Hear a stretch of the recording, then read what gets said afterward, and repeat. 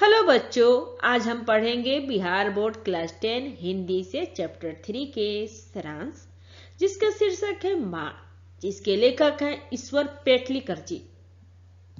बच्चों, इस पाठ की शुरुआत यहाँ से होती है। प्रस्तुत पाठ माँ एक विचार प्रधान कहानी है। इसमें कहानीकार ने एक माँ की ममता का बड़ा ही मार्मिक चित्रण किया है। माँ के लिए हर बच्चा समान तथा प्रिय होता है, किंतु माँ का प्रेम उस बच्चे के प्रति अधिक होता है जो सबसे छोटा होता है। माँ की 4 संतान हैं, जिनमें 2 बड़े पुत्र शहर में नौकरी करते हैं तथा एक बेटी की शादी हो चुकी है और वो अपने ससुराल में है। छोटी बेटी मंगू पागल है।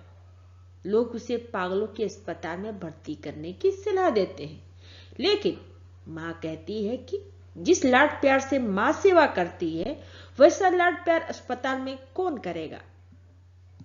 इसलिए अस्पताल में भर्ती नहीं कराती है। उनकी सेवा देख लोग दंग रह जाते हैं। जितना ध्यान माँ मंगू को रखती है, उतना ना तो कमाऊ पुत्रों की और ना ही शादीशुदा पुत्री की। लेकिन गांव की ही लड़की कुसुम जब अस्पताल से ठीक होकर वापस घर लौटती है, तब माँ भी अपनी पागल पुत्री को अस्पताल भर्ती कराने को राजी हो जाती है। लेकिन पुत्री से अलग होते ही उसकी दशा वैसे ही हो जाती है जैसे पुत्री की थी। कहानीकार ने इस कहानी के माध्यम से यह सिद्ध करना चाहा है कि सच्चा प्रेम माँ की ममता है, जिसके प्रति अधिक ममता होती है। उससे अलग होने पर उसका दिल टूट जाता है। बच्चों, मंगू को पागलों के अस्पताल में भर्ती कराने की सलाह लोग जब उसकी माँ को देते, तो वो एक ही जवाब देती, माँ होकर सेवा नहीं कर सकती तो अस्पताल वाले क्या करेंगे। जन्मजात पागल और गूंगी मंगू को जिस तरह पालती पोसती सेवा करती, उसे देखकर सभी माँ की प्रशंसा करते। मंगू के अलावा माँ को 3 संतानें थी, 2 पुत्र और 1 पुत्री। बेटी ससुराल चली गई थी और पुत्र पढ़ लिख कर शहरी हो गए थे। उनके बाल बच्चे थे।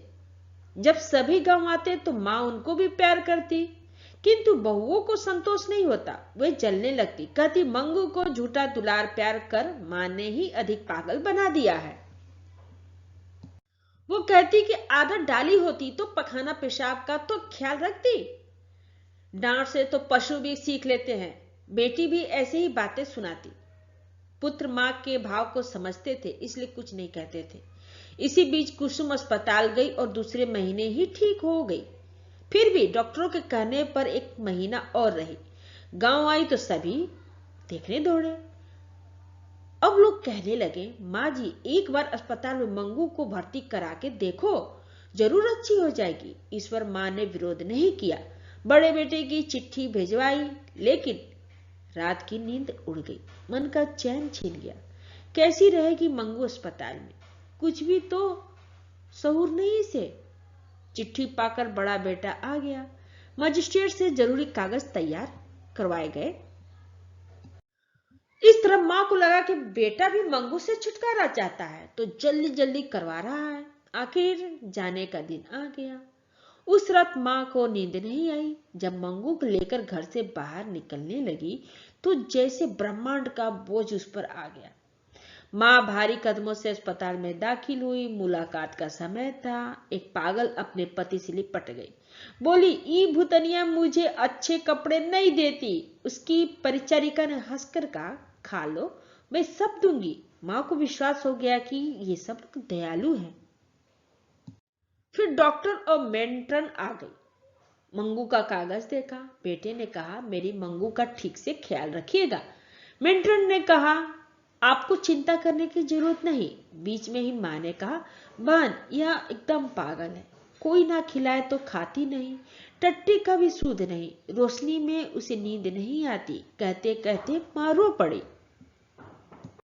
सभी लोग उसकी रुलाई से संजीदा हो गए।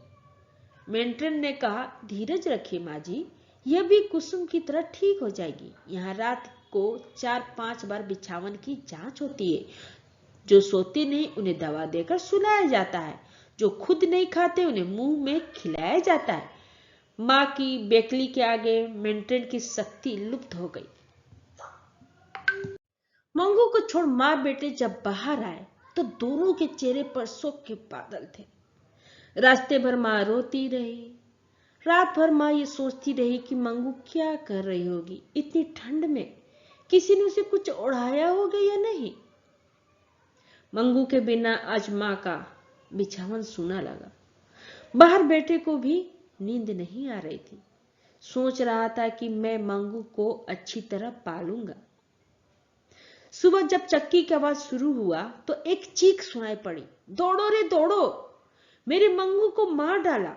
बेटा चरपाई से उछल पड़ा। माँ मंगू की श्रेणी में मिल गई थी, यानी बेटी के गम में वो भी पागल हो गई थी। आपको मेरा ये वीडियो अच्छा लगा तो लाइक करें, या फिर कोई डाउट हो तो आप हमें कमेंट बॉक्स में लिख कर बताएं। अगर आप पहली बार मेरे चैनल पे आए हैं तो सब्सक्राइब करें और बेल आइकन को प्रेस करें, जिससे आपको मेरे नए वीडियो का नोटिफिकेशन सबसे पहले मिले। थैंक यू बच्चों, फिर मिलते हैं अगले वीडियो में।